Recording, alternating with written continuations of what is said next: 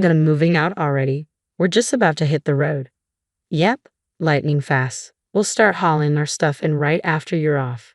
My brother-in-law, Michael, and his crew seemed to have it all figured out. As soon as we vacated the family home, they swooped in, making themselves at home like seasoned pros. Did we make the right call letting them take over? When I expressed my doubts to my husband, he just chuckled. Relax, let them enjoy their moment. They'll be knocking on our door soon enough. And true to form, a few months down the line, Michael dialed us up in a frenzy. I couldn't help but chuckle at their misplaced confidence. I'm Mary. Joseph and I crossed paths in college. He was a senior, a year my senior. Back then, that gap felt monumental, and Joseph, with his steadfast demeanor, seemed like the epitome of reliability. As my affection for Joseph blossomed, I mustered the courage to confess my feelings to him. Thankfully, Joseph reciprocated, and we embarked on a journey of love. Even as we navigated post-college life and career beginnings, our bond deepened, becoming indispensable to both of us. It was during our 5th year of working together that Joseph popped the question. Excited as I was, I couldn't shake the nerves about meeting his parents. Joseph, your dad is a successful businessman, right? And your mom comes from a well-off family. Will they approve of someone like me? With a reassuring smile, Joseph replied, You're caring and genuine, qualities they'll admire. Encouraged by his faith in me, I nervously introduced myself to his parents. So, you're Mary? We've been eager to meet you. You're just as charming and capable as Joseph described. Has he been causing you any trouble? Oh, not at all. Joseph has been nothing but wonderful to me. Just as Joseph had predicted, both his father, Daniel, and mother, Linda, greeted me warmly, instantly putting my worries to rest. It feels like you've been part of our family forever, they remarked. If we ever had a daughter, she would have been just like you, they added warmly. I earnestly reciprocated to my in-laws. I also consider Daniel and Linda as my own parents. After our wedding and honeymoon, Joseph and I found ourselves in a scramble to secure a new place as our current condo lease was ending. That's when my father-in-law made us an unexpected proposition. Actually, I'll be embarking on an overseas trip for a few months starting next month. It's a rather relaxed assignment, so I had planned on taking my wife along for some sightseeing. How about you two stay in our house while we're away and take your time finding a new place? Really? That would be incredibly generous. Given our struggles in finding suitable accommodation, it was an offer too good to pass up. If you don't find a place you like, you're welcome to stay here, my mother-in-law mentioned, her tone tinged with reservation. That would be wonderful. Are you sure it's all right? You're comfortable with this, Mary, living under the same roof with your mother-in-law? Linda, I consider you a mother figure, not just my mother-in-law. Joseph's family residence is quite grand, boasting multiple rooms. Though not originally designed for dual households, its ample space, guest quarters, and 2 bathrooms made cohabitation comfortable. While there's only one kitchen, sharing meal duties with my mother-in-law proved more enjoyable than cooking solely for 2. Our rapport with my in-laws made the arrangement seamless. Gratefully accepting their offer, we embarked on this new chapter of our lives in Joseph's family abode.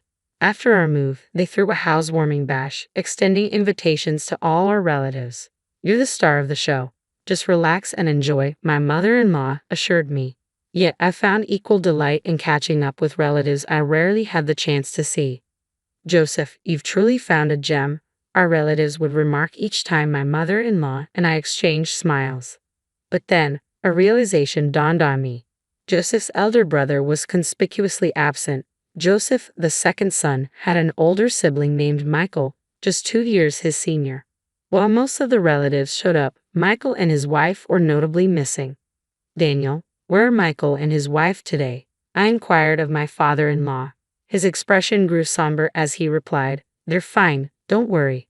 Detecting my confusion, my mother-in-law stepped in to provide clarification.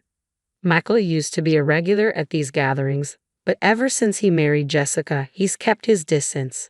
Joseph had hinted to me before about his mother's partiality towards her eldest son, and it seemed Jessica's presence was not well received by her. On that particular day, Michael and his wife were no-shows. Joseph and I sent a housewarming card to their residence. A few days later, I received an unexpected call from Michael. Is Joseph available? His tone was terse. Oh, Michael, Joseph is at work right now. Can I take a message? You're Joseph's wife, right? Mary? Yes, it's been some time. What can I do for you? So, you're staying in the family home, huh? This is a change of address notice. We've moved to my parents' place. Really? Yeah, Daniel and the others suggested it, so we're graciously taking them up on it. When I heard about your housewarming, I couldn't believe you had the audacity to use my parents' home, but to actually live there. That's quite bold.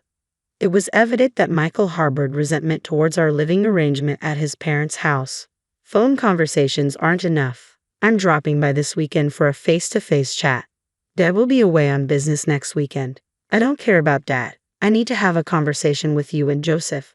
Well, Joseph might have work commitments too. Seriously, then you'll do. And so, the following weekend, Michael paid us a visit. My mother-in-law appeared overjoyed to have her son home after such a long absence. Mom, you're here too. Of course, darling, of course. I've been looking forward to catching up with you, Michael. I'll be heading to Dad's next week, so I'm glad we could squeeze in some time together. Ah, right, I heard Dad landed a job overseas. Michael responded, his tone lacking enthusiasm, and he shot me a cold look. Since you've got the eldest son here, how about brewing some coffee? Oops, my bad. I apologized, hurrying to prepare the coffee, but Michael sneered. Just coffee. No snacks.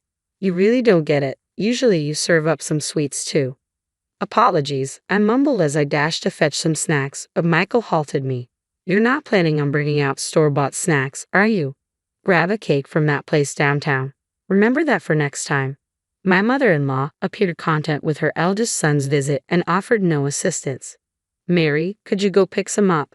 Michael has always had a soft spot for their cakes. It seemed my mother-in-law wasn't exactly on my side in this matter either. All right, I sighed, gearing up for a trip to the store, only to have Michael add another dinner demand.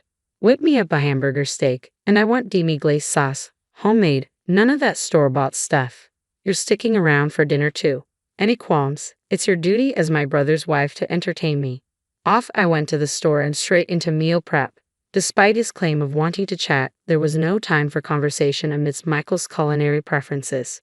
Just when I thought we could finally engage in some dialogue over dinner, Michael threw a curveball. Why are there 3 plates? Because Linda will be joining us, right? If Mom's here, it's only natural she eats too. The odd one out is you. Odd one out?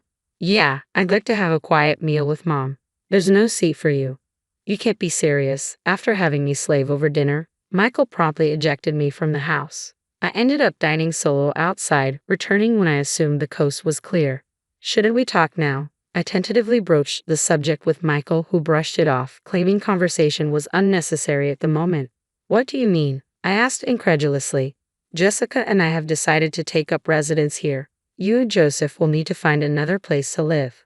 But we've already settled in. Isn't it more reasonable for me as the eldest son to stay? Mother-in-law's expression was remorseful as she addressed me. Mary, I'm sorry, but Michael appears to be finally embracing his role as the eldest son. It would bring me peace of mind if he remained here.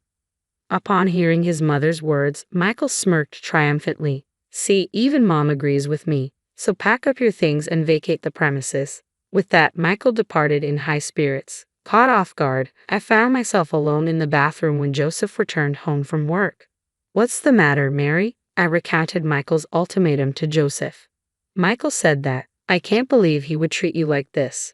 Joseph seethed with anger and promptly informed his father overseas about the situation. Following his conversation with his father, Joseph approached me, saying, I'm sorry you had to endure this.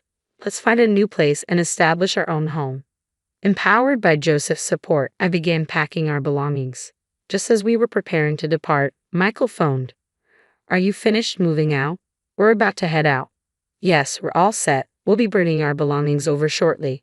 With that, we departed, leaving Michael and his family to move in as if they owned the place. Did we make the right decision? Watching Michael and Jessica act freely in the house, I couldn't resist venting to Joseph. Don't stress about it. Let them have their way. They'll be the ones facing the consequences down the line. And true to Joseph's prediction, a few months later, Michael called us in a panic. Hey, Dad and Mom just reached out to me. They're on their way back from the airport. What's happening? Isn't it obvious? Their overseas assignment is finished, so they're returning home. I thought they'd be staying there longer. I hadn't heard anything about their return. I thought this house was passed down to us. Our plan was to live together once they returned. You were aware of that when you pushed us out to live here, weren't you? Jessica would never agree to cohabitate with them, but their belongings are still here, right? Where did you think they'd reside upon their return? Michael grew defensive. I assumed they left behind what they didn't need. You sold it. You sold their belongings. Yeah, Jessica suggested we make some money if it wasn't necessary. My in-laws had left behind valuable possessions like jewelry and watches. Selling those items would amount to a significant sum of money. So what happened to the money? I inquired. It's gone. We blew through it like it was a windfall, Michael admitted. And what if they find out? I pressed. I suppose it's just a matter of time, he conceded. Well, then what's the plan? I asked anxiously. Mary, can you come over and lend a hand? Michael requested. Help? Why should I? I retorted. So you're prioritizing Mom's favorite over Jessica, huh? Assist me by shifting the blame onto Jessica. It's the duty of a brother's wife to protect the eldest son, Michael implored. Don't delude yourself. I wouldn't lift a finger for a disrespectful couple like you, I rebuffed firmly. Please, I apologize for everything thus far, Michael pleaded. An apology won't rectify the situation. You should be accountable for your actions. Isn't that the principle of the eldest son? Disregarding Michael's pleas on the other end of the line, I terminated the call. Later, I discussed the matter with Joseph.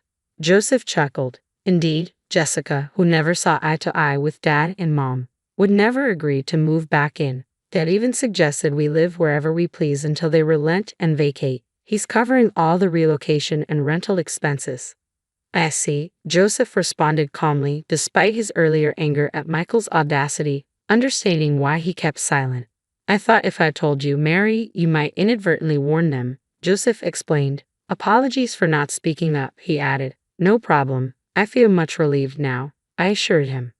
Michael and Jessica found themselves stranded, awaiting my parents-in-law's return with no alternative housing, depleted savings, and a terminated lease. When my parents-in-law arrived back from their trip, they were livid to discover their belongings sold off. I never imagined you could be so irresponsible. There's no point in trying to reform you. Leave at once. Michael protested, but I thought you were coming back. I thought Jessica and I could stay here. Isn't Mama on my side? Even mother-in-law couldn't defend him. Michael had no intention of residing with us. It was foolish of me to hope for a change. My parents-in-law presented Michael and Jessica with the bills for the jewelry and watches they had sold and promptly evicted them. We can't afford this. We have nowhere else to go. Exactly. I'm not even employed. Father-in-law berated the knave pair. Unbelievable. You squander money you haven't earned. Repayment can't wait for months. Being unemployed isn't an excuse. Find work and start reimbursing. Father-in-law's firm tone finally resonated with them. Jessica took on multiple part-time jobs, dedicating all her earnings to the repayment. Unable to meet father-in-law's monthly installment plan, Michael's salary had to fill a shortfall. Consequently, they now reside modestly in a more economical, smaller apartment. Later, mother-in-law and father-in-law visited the condominium where Joseph and I reside. Mary, I sincerely apologize. I got carried away, believing Michael could reside with us. It's all right. It's all in the past. No, it's not all right. And Mary, I'd like to pose the question to you once more. Would you entertain the idea of living with us?